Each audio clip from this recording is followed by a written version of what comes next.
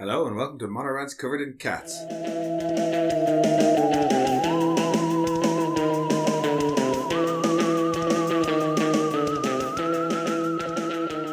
Hello and welcome to Mono Rants at the Movies, a podcast where we rant about films you may have seen at house parties.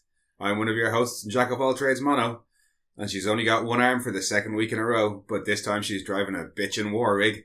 It's my co-host and master of none, Kira. I really am covered in cats. I wasn't going to use that, but now I'm going to have to. It is good to be back. It is. Which may sound strange because we uploaded an episode last week, but we recorded that fucking ages ago. Yeah, before Jada Pinkett Smith came out and started telling us things that we really didn't need to know. Yes, that's right. Yeah, we were all like, Jada Pinkett Smith is great. And then in the intervening ones, Jada Pinkett Smith went fucking crazy. Yeah. But yeah, no, it's good to be back talking movies. Yeah, nice change of pace. After talking cartoon superheroes and then talking over-the-top, gory, out-there superheroes. Yes. We're back to... And getting very, very deep into like backstory and lore and things like that. Yeah, this time we're talking about a film that has barely any characters in it. But in a good way. Yeah, but you don't need it. Oh, no, I have I have 5 words written down. Not even 5 points, 5 words of notes written down for the characters. Not including their names, but who cares? Yeah, no, this is fantastic storytelling in a way that you don't need dialogue. No. You can watch this and relate to characters. You don't need to literally kind of hear them explain their... No, and that's not to say there's nothing from the characters, but it's just most of my notes were about I have tons about the world itself. Yeah. That's what I love about this film. This film being Mad Max Fury Road. Yes. So pretty. Oh, yeah. And I mean, by no means is it a small film like some of the other films we've covered, but, we love a good world building. Yeah, no, and shooting it in Namibia, which is possibly one of the most beautiful landscapes I've ever seen in my life. And it gets showcased magnificently in this. It's the prettiest post-apocalyptic film I've seen in a long time. Yes. And it's nice as well, because most post-apocalyptic films, George Miller made a point with this and with all the art direction that it had to be kind of bright and vibrant, because so many of them are so fucking dark and gloomy. Well, he did want it in black and white, apparently. Initially, and there is a version of it that you can get. That would be interesting. I think it's to the be shiny really and chrome saturated. edition or the black and chrome edition or probably something like that. Shiny and chrome. But then when he wasn't allowed to make it in black and white, he was like, well, fine, I'll make it the most Beautiful, vibrant thing rich, I possibly can. And it works so well. Yeah, there's a quote from him about saying that, if you were in that kind of environment, you'd want to cling on to any bit of beauty you could get your hands on. And that comes across, the beauty and the mundane, even in the vehicles, a lot of them are kind of the older 1950s style chassis or have running boards and hark back to the 1920s gangster cars. Oh yeah, and they're hot rods, and even the some of the bikes, yeah. Well, even Max's car is just it's so pretty, so shiny. Well, I like as well that you've got Oliver Morton Joe's gang, and then you've got all the spiky Russian dudes. They have the funnest toys. They have some of the coolest shit. It's you guys put some thought into this. They've got the whizzy sideways blade head remover thing. Yeah, and I like how all their stuff is a hedgehog. Well, no, it's all. They don't seem to have any projectile weapons. It's all just ripping shit apart. Saws and cranes and shit. But I think we're getting a bit ahead of ourselves. Shall we go for a summary? There's a summary for this. There is a summary for this. I always have a summary. There is a story. It's in there. Yeah. In a post-apocalyptic wasteland where the most precious things are water and gasoline, a powerful warlord's chief in powder goes rogue, stealing his most precious possessions, his wives. And Morton Joe sends all of his war parties after her, but amongst them is a bloodbag who says very little, but whose actions might save the day. Yeah, I like the fact that Max isn't the lead character in this at all. He's just kind of us. Yeah, he's just kind of dragged. He is and he isn't. Yeah, he pops in and out, but it makes sense with the story because Mad Max is always on the go, and he just kind of has these events throughout all the different things. It's his story in as much as it is kind of from his perspective, but yeah, he's got very little dialogue, and yeah, you could very easily say he's not the main character of it. Furiosa is definitely she's the main plot driver. You know what I mean? But I think the more I watch it, the more I'm Max is fun. Max is fun, yeah. No, I think as well the first time I watched this, I really disliked Tom Hardy because the only thing I'd seen him as was Bane. And that, I was just no, fuck you, I hate you. And I saw this and I was like, fuck you, you don't even need to be in this. Like, give fucking Furiosa more screen time. Give me more of the ladies being badasses. Like, piss off. Also, I want to know more about the War Boys, what's going on there. But I've since warmed to Tom Hardy. Yeah. Venom won me over. He is fun in Venom. That won me over when I found out that it was his idea to go sit in the lobster tank and just looking so wrecked in it. The second film wasn't great, no. But as with the first film, he's the best thing in it. Yeah, and then Legend as well. He's not the best thing in this, but he's not supposed to be. No, he's fun. Like I would love to know what happens when he goes off. You know, that whole, but Marge, the man in the white suit hasn't done anything yet. And yes, I have never felt more like Homer than when he goes off to fight the Blood Farmer. And there's a big explosion and I want to know what happens. And all he has is a fucking canister of gasoline and a goddamn machete, and we don't know what happens, but he comes back covered in blood. And I'm like, God damn you, movie. Yeah. Like, come on. I do love that landscape with the guys going across it on the stove. It's just, that's the main thing for me about this movie. Like, as fun as all of the chase scenes and car actions, and they are hella fun, but that just for me highlights how fucking fantastic the world building is, because I even prefer the world building in this over all the car madness. What's that? It's a tree. But just there's so many little examples throughout it of just things that are never explained, but absolutely would track in that world, from the way that, like, Immortan Joe operates some of his operations to just the way people act and talk, and just, I mean, I could literally spend the entire podcast just giving examples of the fun things. And a lot of this podcast probably will be me being like, hey, I love that bit. You made the point that the way they talk to each other is very reminiscent of how the thingy in Batman. Oh, the mutants. Yes, thank you. I could not remember their names. Slice and Dice. That's nice. Yeah, but the way the War Boys talk to each other. Yeah, but one of the things I only picked up on our most recent watch of it was at the very start, when you've got the kind of Max's voiceover and the cut-ins from the news. Yeah, it's even in the news they're starting to use guzzling. They're starting to use that language. Yeah, talking about guzzling and like terminal freakout point or something like that. And I just and we're living a half-life. Yeah, there is a mention to a half-life early on as well. Yeah, half-life, yeah. And so even right from the get-go, you've got this new language, and it's really funny because a lot of it is like kind of very Australian slang. A lot of it is based on Australian slang, Australian slang is some of my favourite slang. It's like it's very reminiscent to Dublin nicknaming. You just put O on the end of it. I love any like heavily slangy culture, if that makes sense. Like, you know what I mean? Like, I love Cockney rhyming slang. I love all the Aussie slang in New Zealand. I loved the one in this that I really enjoyed was Camma Crazy. Yeah, I was like, oh, that is such a good descriptor. But there's so many good little things like that. Like, Nux refers to himself as a black thumb instead of a green thumb. The organic mechanic instead of a doctor. Yeah, no, the organic mechanic's brilliant. Rictus Erectus. They're Monty Python names. Oh yeah, they are. Rictus he Erectus has a wife, you know. Even all the wives' names are ridiculous as well. But it's just Toast. Who calls the child Toast? Toast the knowing. Yeah, like the dag. The dag. The dag. Just want to buy a dag. The language in it is one of the things that I really love about it. All the stuff, it's a lot of the War Boy language, and the Full Blood or Full Life and Half Life. Although my favourite War Boy, although I love the War Rig War Boy, he's a stuntman. I did look him up. I completely He's forgotten great. his name. I fucking love him, and I don't know why. I think it's because he only got like 5 or 6 lines of dialogue, but you get so much. He's also from a stunt driver on this as well, and he's a stunt rigger and a lot of stuff. Hang on, I'm gonna go find his name because I need to credit him because I really he's awesome. Like I know I said that they get fuck all from the characters in this 5 minutes ago, but I felt he like stands I got out a lot in a sea of white painted dudes. Like, you've got Nux, but he's your main character. Yeah, Nux, and Slit, his Lancer, and Slit. You get Slit, and then the fucking artillery boy. Oh, so as we've dubbed him, I call him the War Artillery boy. Yeah, when Nux is hooked up to the blood bag and all the other War Boys are running past him, he asks Slit what's going on, and Slit ignores him, and then another guy stops and tells him, "Oh, the parrot has gone rogue," and it is just absolutely the energy of the artillery man from Jeff Wayne's War of the Worlds. I was like, oh, he has a career in musical theatre. Oh yeah, nothing but Aquacola now. I'm the boss. Like, it absolutely gives that vibe. It yeah, he's really great. does.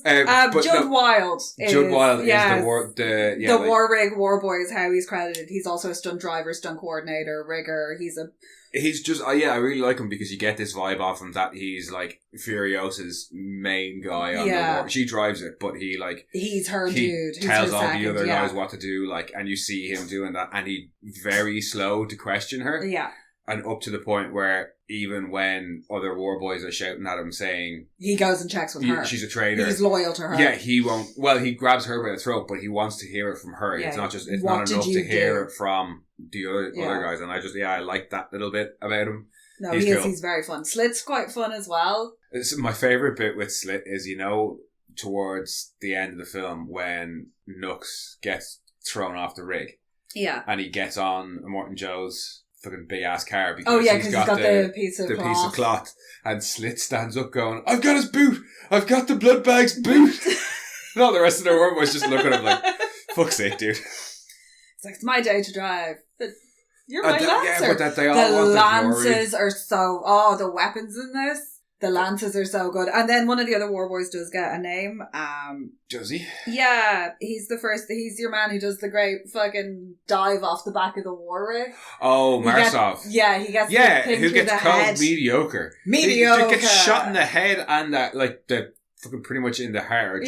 I'm guessing just misses the heart. But shot in the chest and the head and gets up and jumps at a vehicle with 2 explosive fucking spears, and the rest of them just go, mediocre. Yeah. Fuck you guys. I did love the witness me and the spray shit. What the fuck is going on there? I like love it because it's like... I want to know more about them. The war pups scare the fucking shit out of me. I am not going to lie. They look like the things from Pandorum. They do, yeah. But just with the whole witness me thing, I fucking love it because it's almost like a Viking berserker thing. Well, they're saying they're going to go drive the road to Valhalla. And that's how they get the gates to open to them is by this. The Spartan come home on your shields or with your shield or on it. Yeah, and I like that none of it's ever really explicitly said. Nux gets into it a little bit when he's talking to kind of arguing with the girls about it. But you just pick up so much from it, and like the spraying of the chrome in the mouth, I took it as there's probably some narcotic. Oh god, yeah, they're whacked. They might not even realise, but it's a last burst of strength of adrenaline or whatever to get this thing done. If berserkers get eaten a whole load of fucking fly agaric. Yeah. And then going into battle. Yeah. Doing an Una. No. But even just the idea. The idea of Una from fucking thingy strapped to the front of that with the do for you. Una would absolutely be. I love her. But just the idea of the war boys themselves as well, because like they're referred to as half-lives. And they're all like weird and paled out. And you see some of them have the lump. Yeah. Well, yeah, he's getting the blood and it's told that he's on his way out. But he talks about the lumps later on. Yeah, and he says it's tattooed on Max's tattoo actually tells a lot about the world. Hang on, let me find it. But just to the existence of the war boys themselves. Because they are noticeably different to the other people. Like they're healthier. Like I know they're getting like water and there's food because you see the hydroponics inside, which was a really nice touch because it's also ferns, which are really good oxygenators because the air is fucked. Yeah. But the fact that they look so different to the normal, those poor people outside. Well, I think it is supposed to be maybe some kind of body paint, but I'm not 100% sure. But they're definitely like all suffering from radiation poisoning because he talks about how if the lumps don't get him the night fever as well. Yeah. They refer to him as being war boy at the end of his half-life. So they obviously all have this really short life, and Immortan Joe has cultivated this personality cult around himself. Yeah. But he's managed to give their life meaning because they have such a short life. So what better way to deal with your short life than going out and getting glory and battle and death? And it's just so good. Yeah. No, his tattoo reads Day 12045, height 10 hands, 180 pounds, no name, no lumps, no bumps, full life clear. 2 good eyes, no busted limbs, piss okay, genitals intact, multiple scars, heals fast, O negative, high octane, universal donor, Lone road warrior run down on the Powder Lakes V8, no gasoline, no supplies, isolated psychotic, keep muzzled.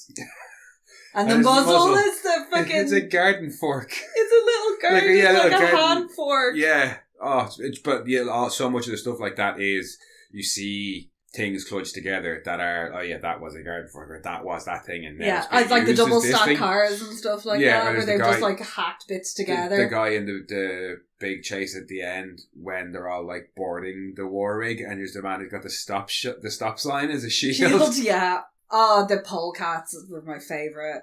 The visual of the polecats, you know, and the whole convoy is coming through the shimmer, and you just see them swinging, and there's something very primeval about it. Some of the wide shots are great when you see all the dust rising up behind the convoy, and it looks like this big force of nature. Yeah.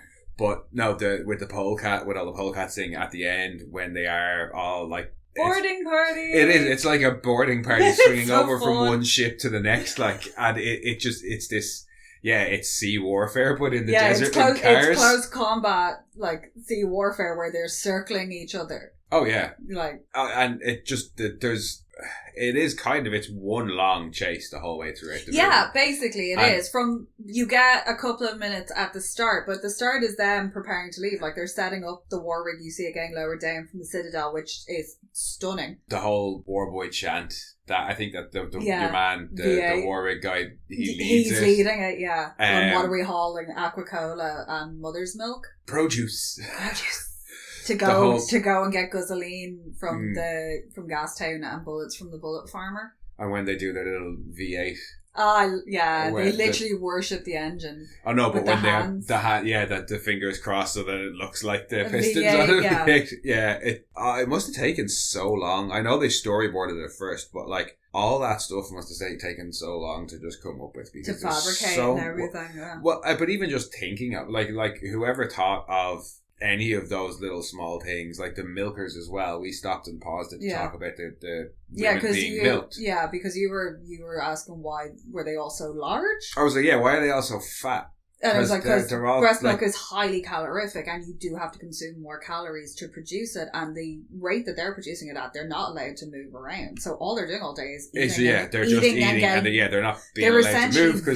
Milked veal. And that's why And that's why they're so precious as well, because not everybody will continue to lactate like that. And I think that it's also a really good, like that, something like that's that calorie rich. And they're being kept in an environment that seems to have cleaner air, and they're getting good food.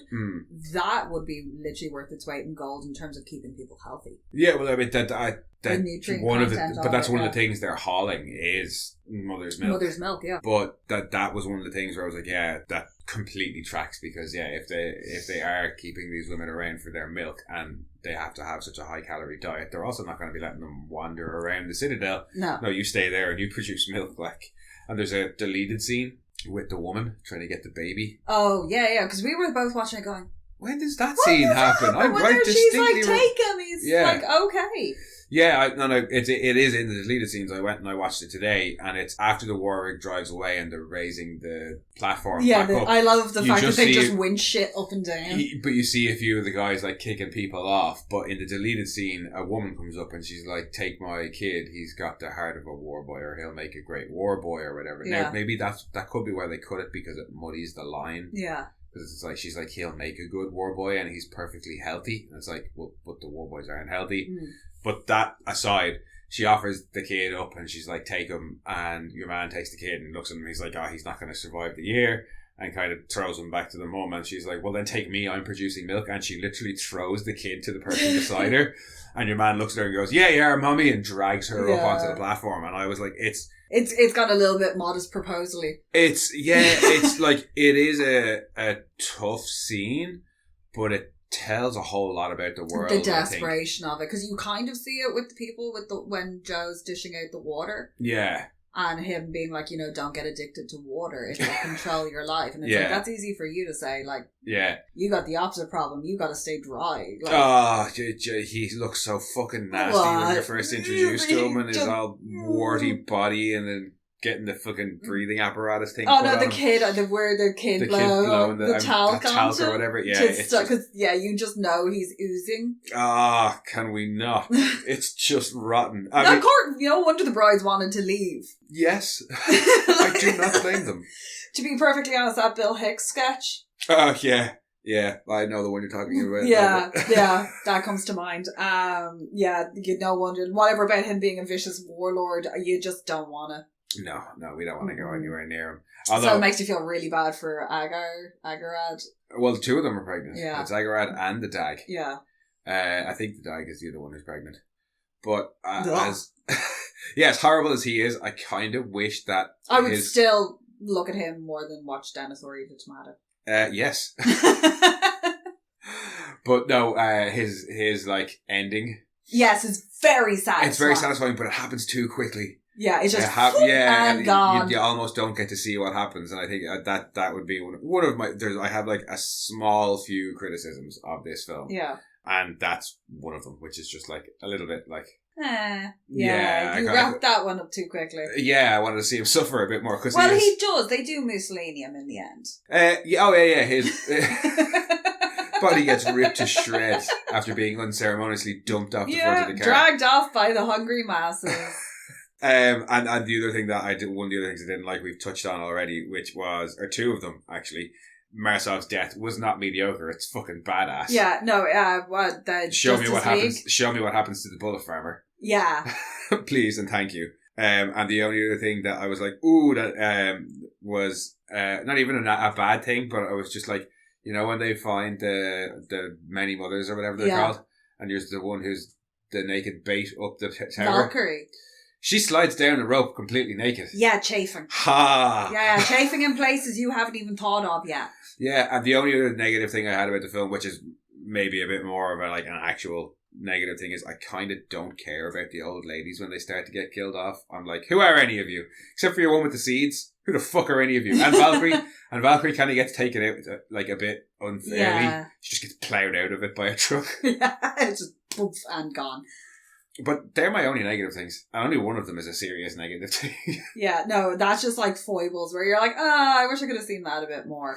Particularly Max and the bullet farmer. Yes. Because that was just, what did you do? Yeah, that would have been like like, I get the mystique of him being like this stranger that's come in and he survived a whole load of weird shit already and he's going to get that now he's changed his mind, he's going to get them out of there. And like he's got because obviously they're all he's dead if they catch him, so he may as well help them. And that is the moment in the film. And the mystique around him going off and being able to perform this incredible feat, and coming back and not saying anything about it. And that is the moment in the film where he absolutely decides to help them until it's true, and not just because it's convenient for him at that moment. You know what I mean? Like he lets them get back on the truck because Furiosa is the only one who knows how to drive it, and she won't drive it without them there. So that's why he helps them up to that point. But then that's when he goes off. It's like, oh yeah, he's in it for good. She asks him like, you know, what if you're not back by the time where we feel they're ready to go? And he's like, let's just fucking go. Yeah. But just, I think the reason that bothers me so much that you don't get to see what Max does with the bullet farmer is because the only other bit of like hand-to-hand combat, because the rest of it's all just chase scenes. And, I don't mean that in a bad way. There is some punching and stuff like that. There's one or two small kind of little bit punch-ups in the last fight when everybody's boarding the war rig, and you have a bit between Rictus and Max. No. When Furiosa, Max, and Nuts. That's what I'm talking about. That's the with only the chain? Yeah, that's the only like hand-to-hand combat fight, and that's fucking brilliant. That is so well done with like the chain and the car door, and then her having the gun hidden. Back up, and her having the gun hidden. All of that is fucking brilliant. That another scene like that would have been deadly. And Max going after the bullet farmer, I thought that's what we were going to get. I was like, oh yeah, we're going to get another nice up close slice and dice, but no, we don't. And I'm just, I want more. I mean, and it's a long film. It is, but I could handle another 5 or 6 minutes just to see what happens. I kind of wanted to see him punch out some of the drummers on the back of the Doof Warriors thingy when he's on that. When he gets on that, he doesn't get attacked for ages. Yeah, no, and the Doof Warrior just wants his guitar back. He really is just like, give me back my guitar, thank you. The Doof Warrior is great as well. He's just mental. I just love the idea of we're going off into battle. Gotta have some tunes. Yeah. Fucking fetch the drummers. War drums and war flame guitar. Yeah. But when he's sleeping later on, and he's just hanging in his little, like, bouncy cradle. Oh, yeah. With his feet up on the guitar. When they all realise that they're going back. Yeah. There's just something very sweet about him, and I don't know why. It's like he was just, like, kind of a bit shitty at everything else, but really good at guitar, so they just strapped him to the front. He's got a massive backstory. Yeah. I can't remember what it is at the moment, but I do remember him having, like, a really weird backstory. But, yeah, it's just, why not? Like, we just kept him around because he plays the tunes. Yeah. It's like, I want to be that guy. But safe. Just... well, no, he's not. He dies at the end. Well, they all kind of died. Yeah. But just on the length of the movie, it is just shy of 2 hours, I think, including credits. It's broken up nicely, it doesn't though. feel it. Yeah, it doesn't. It really doesn't feel it, because you get kind of the first 10 or 15 minutes are your intro to Max Furiosa and the world and what's happening there going off. Yeah. And then within a few minutes... you get the betrayal. You don't Bit realise... of in-world shit. Yeah, you realise why that she's got the brides. Then it's 20 minutes of it, the first chase of them trying to catch her. Yeah, it's them prepping, getting out. You get the knucks slit stuff. Yeah. And Wartillery boy. Yeah, and the Wartillery boy. And then it's chase. And then it's them heading out and catching up. And then you get the weird spiky dudes guys attack them. And the calls for help. Because they have the flares going off, and it's like, oh, they're calling for reinforcements from Gastown and from the Bullet Farm. And the conversation then between the war boy on the war rig and Furiosa, and her still, like, not telling them what's going on, but just being like, change of plans, it's a detour. Yeah, that's about 20 or so minutes of a kick-ass chase.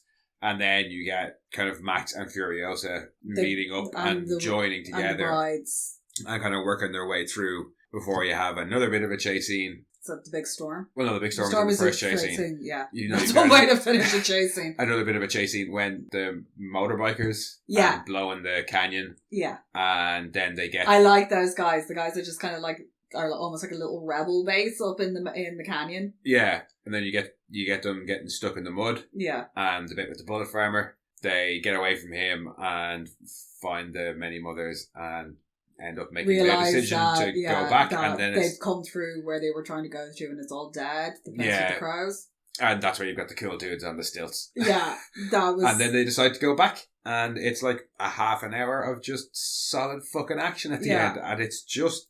Yeah, it really doesn't feel like the 2 hours. No, it is. Like you get you get to watch it, and you're like, oh my god, and it's so beautifully choreographed that. It's not like, say, watching, what was it, the third Pirates of the Caribbean, where the fight at the end goes on forever.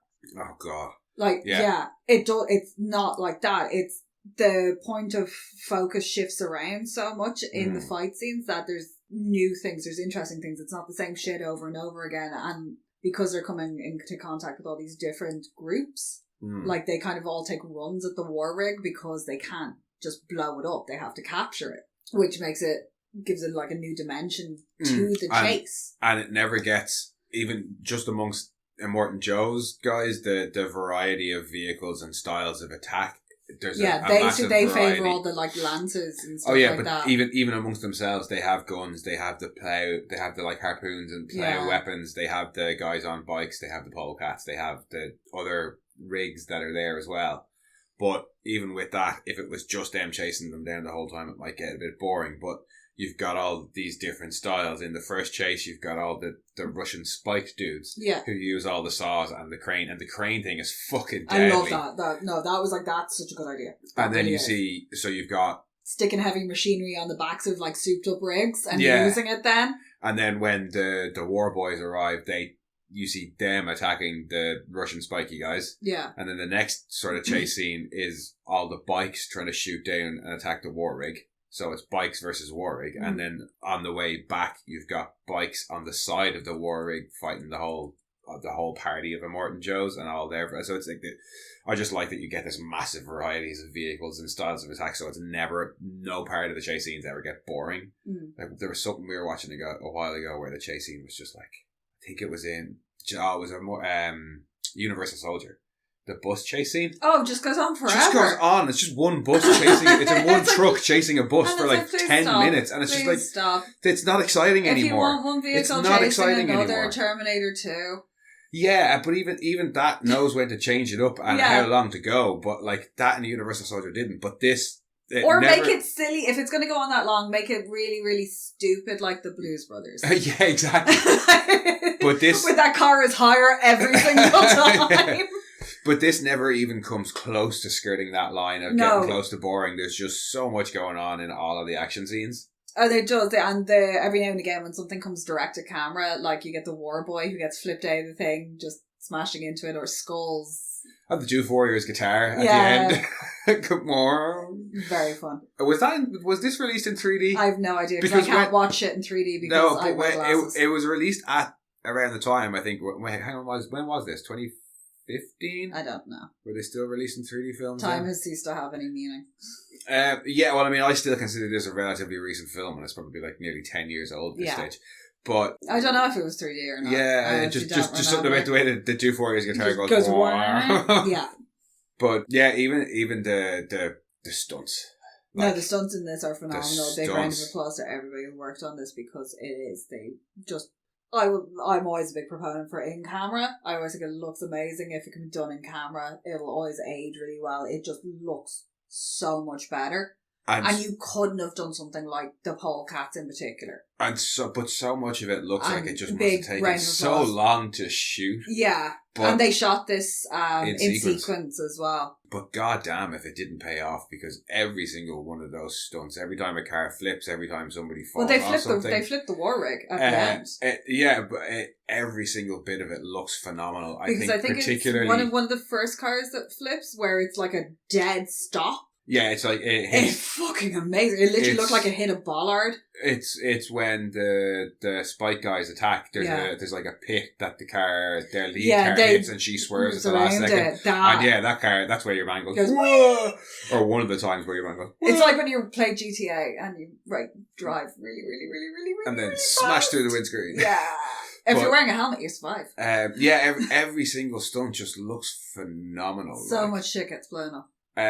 So many explosions, so many I just love the fact that they lose a front wheel, and he's like, get the blood back to the back and to counterbalance it, and he's driving this fucker with 3 wheels. When Max's car reappears at the end, and he's like, they got my fucking car. No, but when Slit's spitting the gasoline gasoline into the air intake. No, he's not spitting it. He's got like a squeezy bottle, and Nux gets out. Oh, Nux gets out and starts spitting. Yeah, just that whole scene as well. Just all of it. No, I can do it better than you. You filth. You traitor'd him. And I love that the War Boys have their own vernacular. Well, yeah, they seem to have their separate language and be separate from, because none of the War Boys seem to be imperators. The Imperators all seem to be human. Yeah, they're because there's a few lives. of them around the place, and each of your mayors essentially. Yeah, the Bullet Farmer, and then the People Eater. Oh, the one with the People Eater. Yeah, he's horrible looking with his nipple rings, with the cutouts, and he's got a bit of I don't like cricket going on. A bit of Bob Fossil. Yeah, and his giant fucking clubfoot thing. Yeah, he's nasty. Yeah, but it is that symbol as well of wealth and excess. The rich, they all have gout. Yeah, they've all got gout, and they all are riddled with syphilis. The only one who doesn't look kind of like that is the Bullet Farmer, but the whole time the Bullet Farmer is just like, he's just violence crazy. You know what I mean? And he's the one who's making comments like, he's kill crazy. He's like, all this over a family squabble. Like, so he's not interested in the decadence. He's just doing it because he's like... He just loves the violence. That's why he's the Bullet Farmer. But the People Eater is very much that caricature of nobility and excess and just gross and vile. Yeah, if we're to talk Churchill the Hollywood years, the People Eater is... Goebbels? No, not Goebbels. Goring. And the Bullet Farmer is Martin Boring. The Psycho. Lemonade Top. But each of those seems to have their own kind of imperators, and then it's like groups of war boys. Well, they each control a valuable resource, so the 3 of them, the little trifecta, is working out there. And I think that is what it's supposed to be. And then, like, the Russian spiky guys and the biker guys are their own separate gangs that are just trying to survive. Yeah, they don't have the monopoly on things. They're literally just, like, rebels, or like the Fianna out in the wilderness. Yeah, they're just attacking anybody who in comes particular, the guys in the canyon are very much the Fianna. Yeah, but I think that is what it's that, the Bullet Farm, Gastown, and then the Citadel work. They each have something that This the is other my favourite needs. store in the Citadel. I'm Commander Furiosa. This is This is my favourite Warwick in the Citadel. but yeah, that they've got this the three of them are working together, and therefore so have it's good business. the most. But that's why they have the most clout. Commodities compared to any of the rest of them around there, because Furiosa has tried to make a deal with the biker gang for safe passage for however much, like 3,000 units of gasoline. So yeah, it's all so much of the stuff that I love about this is the world building, and you get it from so many different aspects. Like, one of the bits that I really love, just small bits in it that I really, really loved, is when Max sets the wives and Furiosa back on the rig, and he's sitting there while she's driving, just pulling all the guns from around the cab. Like, there's a gun, there's a gun. Give me that gun. Give me that gun. And he's trying to jam the thing to get the thing off his face as well. At the same time, yeah. She's calling him a smeg. I did like that. The smeg reference is always welcome in this household. But yeah, that gun bit cracks me up every time. Where he's just whipping them out of everywhere. And what a lovely day. Oh, what a lovely day. There's just everything to do with the War Boys for me. Nux is lovely, actually. Nux is quite sweet.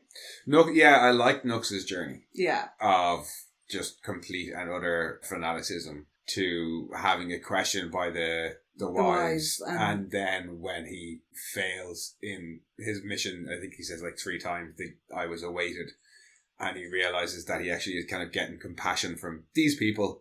And just, I like he does have a nice little journey in it. And he's a fun addition. End, when he's just like, witness me, and you're like, no! But, we gotta save him! Like, Nux! Like, by the end, like, you are following him and being like, this guy's nuts, he's gonna fucking go out in a big way. But like, when he does, it is kind of sad. But, it is, but I like it that you get I really like Riley Keough, actually. Because he's said, witness me so many times up to that point. And he's like, he's gone through all this spray paint. But it has been about witness me in the sense of, look at this amazing thing I am about to do for the glory. Yeah. But when he says it there, he's just pointing to her, and it's like, I acknowledge this thing this sacrifice that I'm about to make for you. And it is. Nux has a fun journey, and it would be a far lesser film without Nux, I think. Yeah, no, I think you need that in it, because it is, outside of that, it is, 6 women trying to free themselves from the constraints of a fucking masculine society where women are literally reduced to commodities. And Furiosa has proven herself, but she's the only one. And women are breeders or milkers. Her Furiosa's like mission. Well, Furiosa's on a mission. She doesn't really necessarily have a character arc in the story. No. Like, and she says what she's looking for is redemption, because she's served a Morton Joe for so long. Yeah, but she was also terrible. Taken as a child. Oh, yeah. But that's why she's looking for redemption, because she's been part of that system for so long, and she's had her fill, so she's not necessarily got anything to overcome. And Max is basically just the push and pull between survival and whether or not to help these people. And you've got that stuff with the, all his flashbacks to the people he's left behind. I do like the payoff of, the way the little girl keeps going, "Wah!" at him, and he keeps putting his hand to his head. I like, and then he catches the arrow.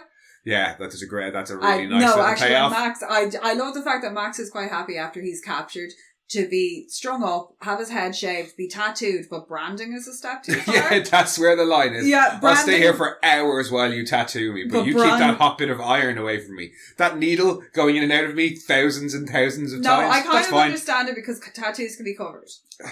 Brands can't. Well, yeah, I suppose. And branding is one of those things where it harkens back to the old world slavery. Oh yeah. And you see and so many of them and having his reaction to it, like they all have the brand on the back of their neck. Even the War Boys do, like. Yeah, they all have it. And they all brand their own. So, being marked as somebody's property. Yeah, but it is funny just when you see him. He's that is really nice. And because you were pointing out the way the War Boys, when he's in that chase scene, they move slightly differently. It's almost like they move at like 1.5 speed to his 1 speed. Yeah, it's really, really it very well much shot, the horde of them as well is very similar to me to 28 Days Later, the way the zombies swarm. Particularly in the tunnel, you know, when they're coming through the tunnel in London when the rats all leg it and Brendan Gleeson's like, oh, fuck this shit.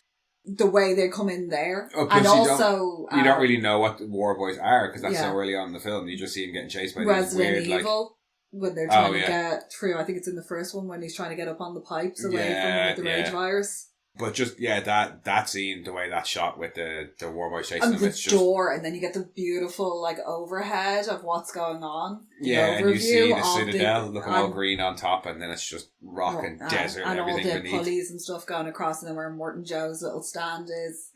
The setup of the Citadel is cool as well. Yeah, the three big pillars. And all the rigging for bringing up the... Yeah, everything's up in it, and then the pipe system for releasing the water. Yeah, but just on that chase scene, some of the kind of specific, because we mentioned it's such a pretty film, like, and it's not just the explosions and stuff that are it is. It's gorgeous. Namibia is gorgeous. There's no, like, you can't, like, turn around in Namibia and not see something that's absolutely stunning, and parts of it have been showcased in various films to sell.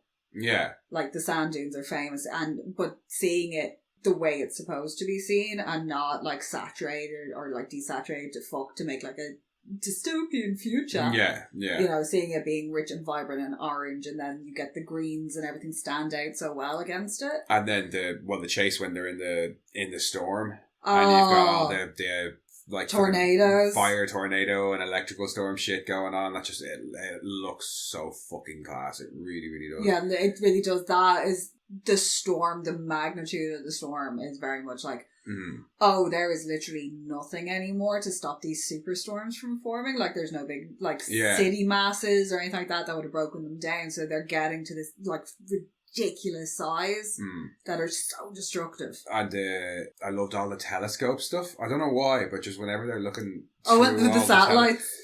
When like Corpus Colossus is looking through the telescope and realizes that she's gone off course, and then later on when they're tracking them, I don't know what it is about. Just any time there's a shot through like a telescope, because you get all the girls as well, the brides looking out with the telescopes and being like, "Oh, that's just somebody." Something about the way that's shot. I love it. I don't know what it is. Maybe it's because it adds to my whole. This is sea warfare on the desert. Like, it's cool. Yeah. I really like it. Like, they've all got their little armadas coming out to play. One of the other smaller touches that I noticed, particularly in the second one, is the sound editing in this is fucking great. I really noticed it when they're stuck in the mud and the bullet farmer's approaching and he's firing off the whole sing brother cock. Yeah. But the sound of the bullets going into the sand. It's just such a satisfying sound, and it just made me really aware of the sound editing throughout the rest of the film, and it was like, you did a damn good job, sound editor. Well, I mean, so did the editor, because they got an Academy Award. And yeah, she did. And the cinematographer also did everybody involved did a fucking fantastic job. Yeah, no, and I'm very interested because there is a sequel coming out. I'm kind of sad that's not Charlize Theron. What, is it not a prequel? Well, it's a prequel. It's her story. So, can we have more backstory for the War Boys, please? Thank you. I'm hoping we will get some more. I'm looking forward to. I'm normally not a big fan of sequels or prequels. Well, sequels are fine, and I suppose it depends on what there is left to do in the world. Yeah, well, her story is really interesting because you've already gotten the seeds of it that she's been taken. Somewhere along the way, she has fought her way, she's obviously fought her way up the ranks in a society that is male-dominated. Tina Turner did it before her, so she can do it. She doesn't have the great hair, but fuck me, does she look amazing with bald hair, with that close crop.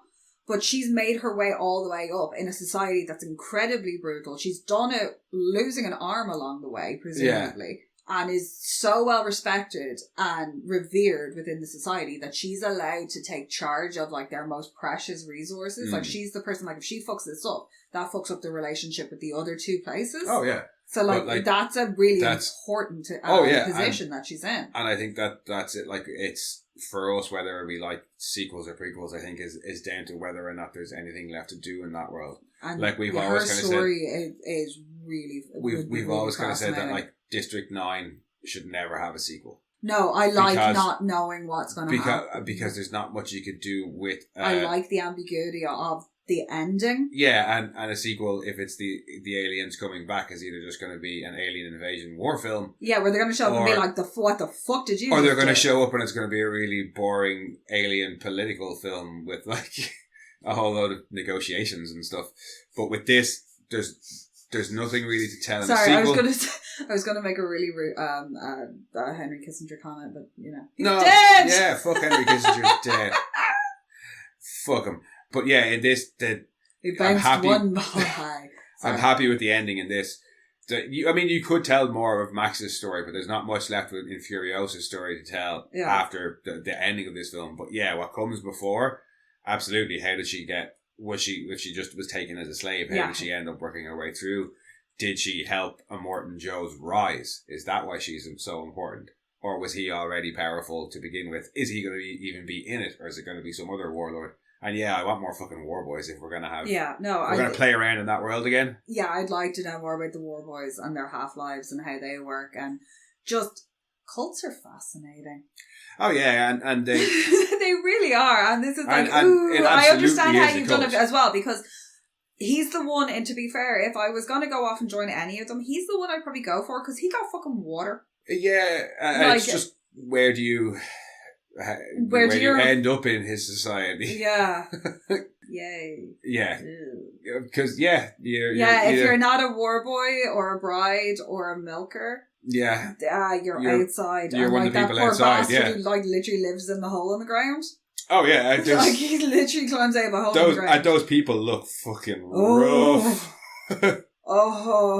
They all look like jerky. But yeah, I could definitely play around in this world again. I enjoyed it. I really enjoy watching this film, and because it's not, there's nothing heavy about it. You know what I mean? You can just pop it on whenever. I'm nearly always in the mood to watch this film. Yeah, it is. It's one of those where it's like, I want to watch an action film. Yeah, and not be bored with with long dialogue or anything like that. Like, because don't get me wrong, I love me an 80s and 90s action film, but some days I'm like, I have to sit through so much talking.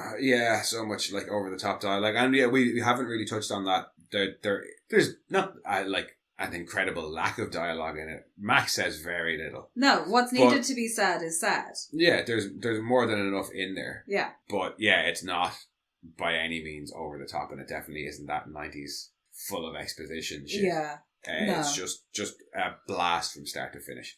I have to say, I do love Miss Giddy, but she should have shot earlier. Miss Giddy should have shot earlier, and there's another deleted scene. The bride's birdcage, for lack of a better word, because Jurassic Park 2, the pterodactyl dome, is very much what the bride's gaff looked like. No, was just so beautiful, though. Oh, that's before. Sorry, that's just outside where all the ferns hydroponics are, and stuff are, and again now, mind you, they have a big bank vault door on it. But that again, it makes sense to have them closest to the source of clean air, and they're up the very top as well. And it was actually very it's stunning, but it was like, I really don't blame you girls at all. That is not cool.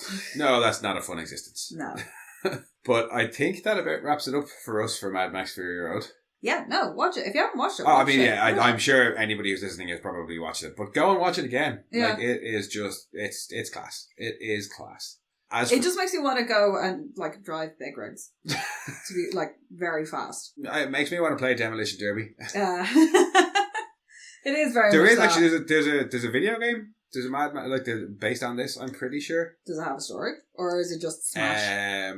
No, I think you're just Max driving around the desert doing various tasks and shit. I don't know. I'm not sure if it's even based on this or it was just there was a Mad Max game about 10 or 15 years ago.